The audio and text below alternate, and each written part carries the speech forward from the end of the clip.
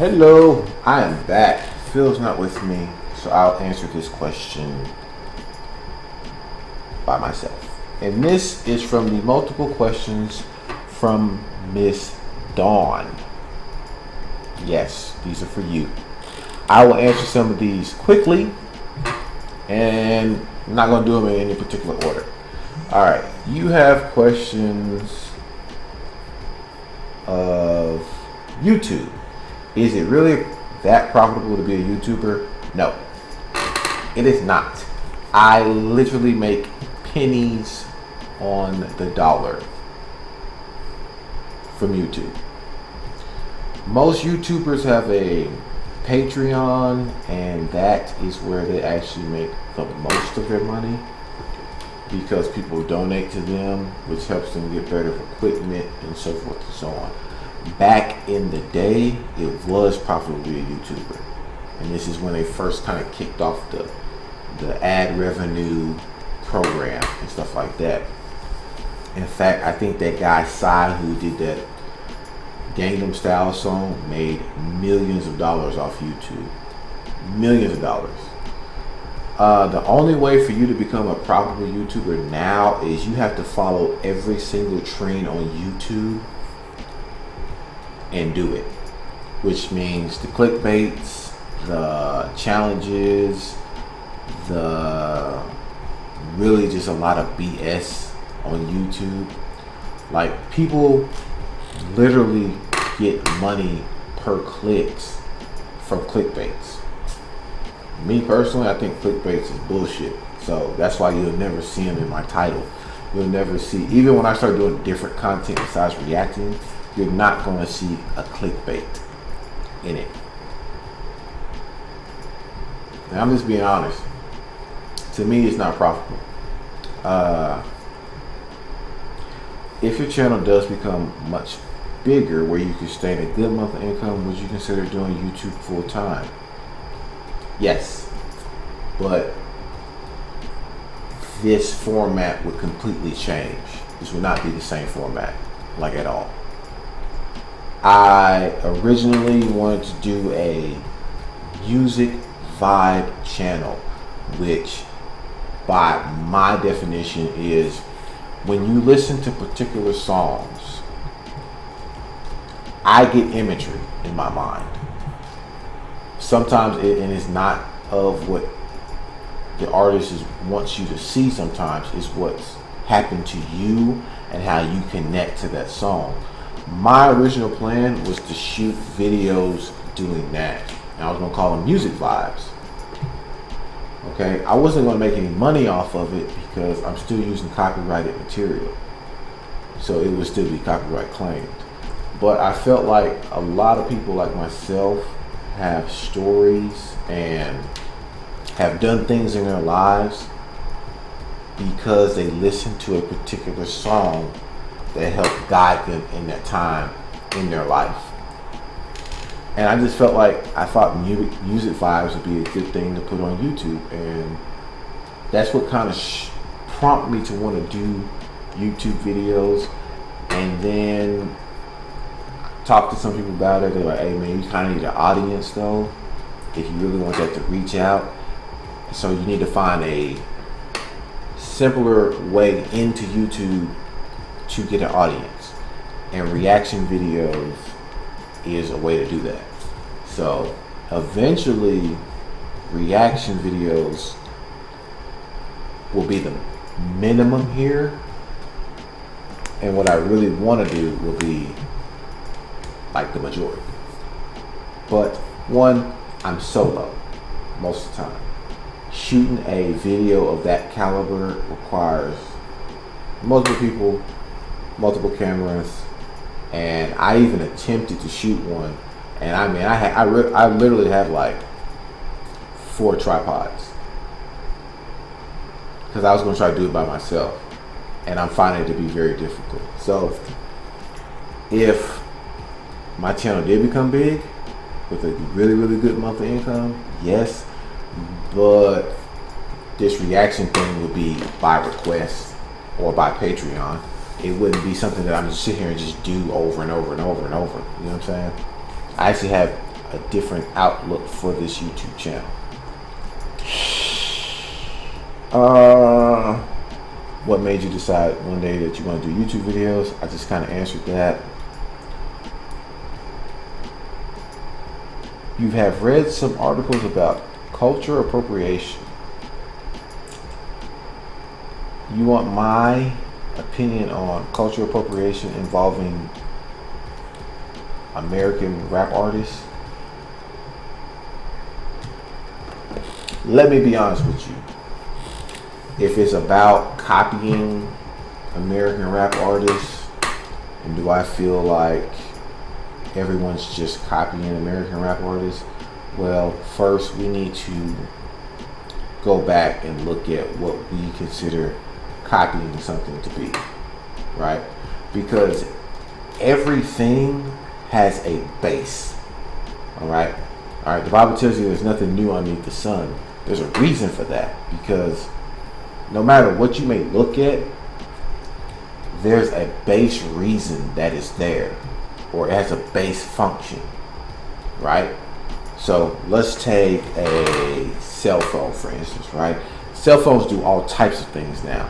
Internet, take pictures, record video, so forth and so on. And you actually make phone calls, text messages, emails, right? So let's break down the base of that cell phone. What were cell phones invented for? They were invented to communicate. What is the basis of communication? That's sound.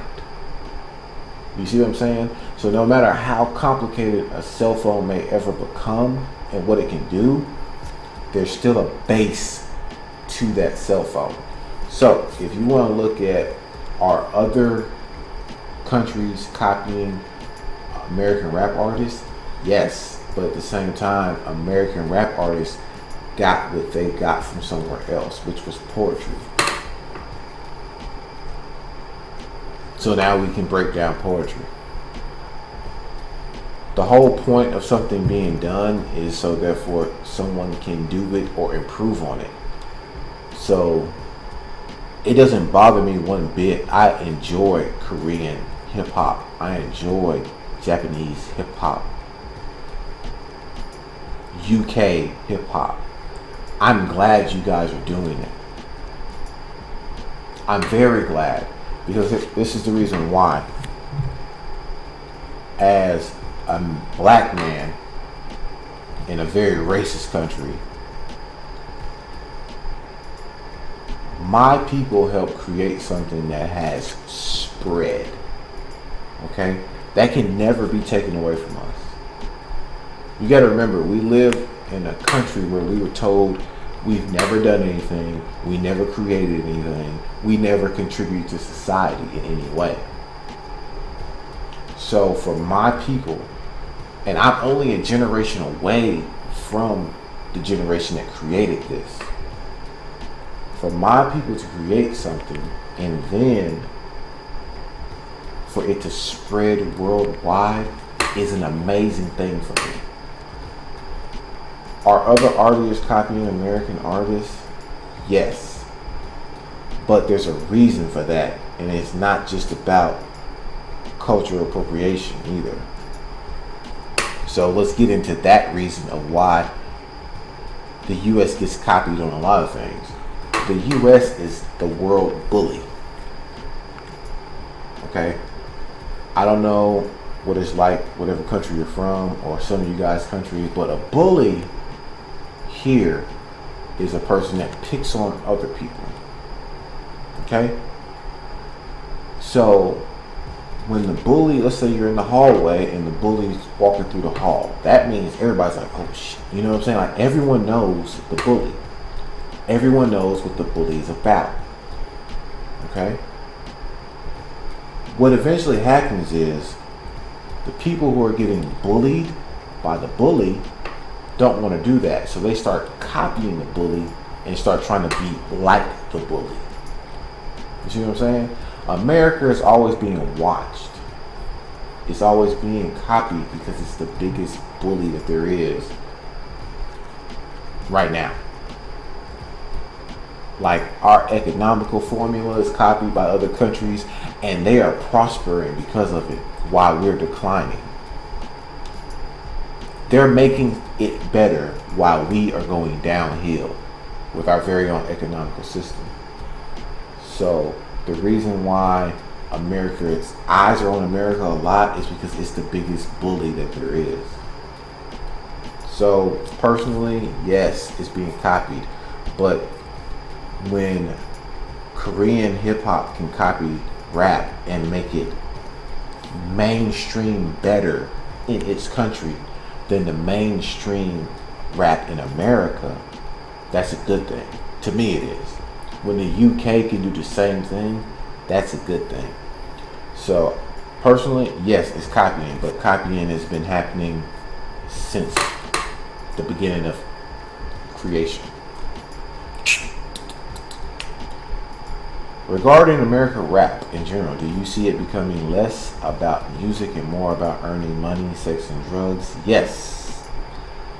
Yes, I do. The reason for that is because the money to be made, people are always looking for a way to make money. And in America, it's the quickest, easiest way you can make money. What happened was the love for that thing begin to go downhill when the money got involved. So you had artists who were not rappers coming in because it became like a hustle, right? In America, you need to hustle. If you're going to survive in this country, you actually have to hustle. So that means you can have a regular job, but that job's not going to get you very far. It's not built to do that. A job is meant for you to sustain your living. So you need a hustle. So some people started hustling drugs, sex, music. You hear it all the time about how artists claim to be hard from the streets, yada yada yada, but they really worked a 9-to-5 job and just paid for studio time. And they just built the imagery, a persona behind the mic. Because you gotta have a hustle. If you ever want to make it somewhere in America, you have to have a hustle. You have to have multiple ways of income to make it. So yes, it became more about sex, money, drugs. Now, why is that pushed in our mainstream music? Because black people don't own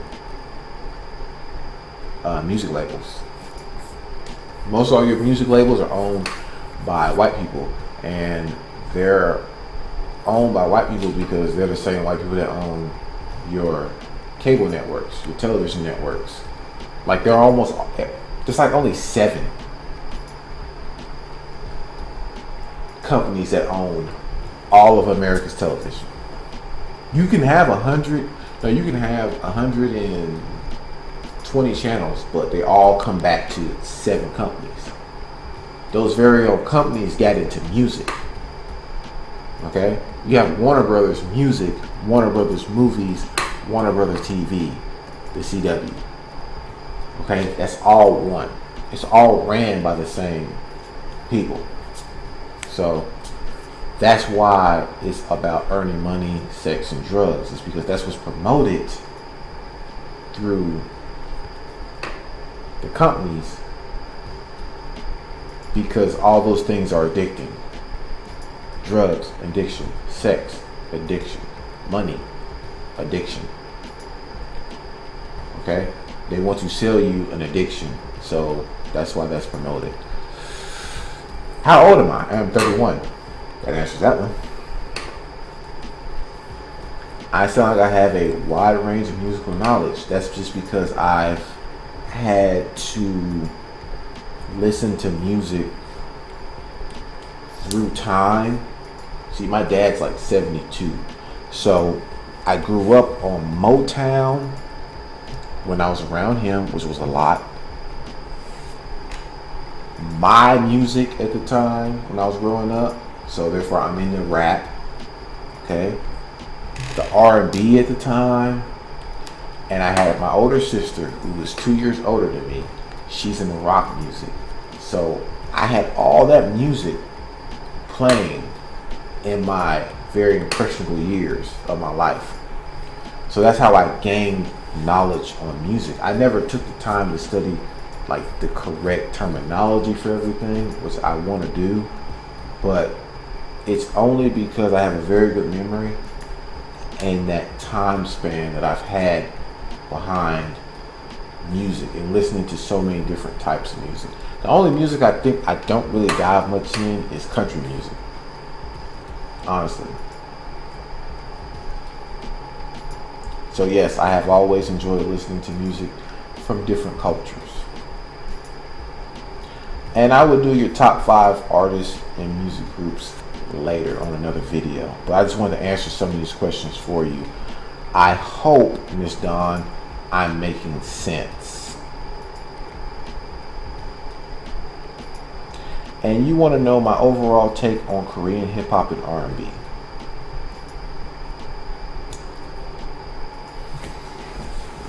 Once I learn the language, which I am trying to do right now, and I think it's difficult to do. Once I actually learn the language, and I then can begin to decipher what's mainstream BS or what is corporate built music in Korea and what is real hip hop and real R&B in Korea.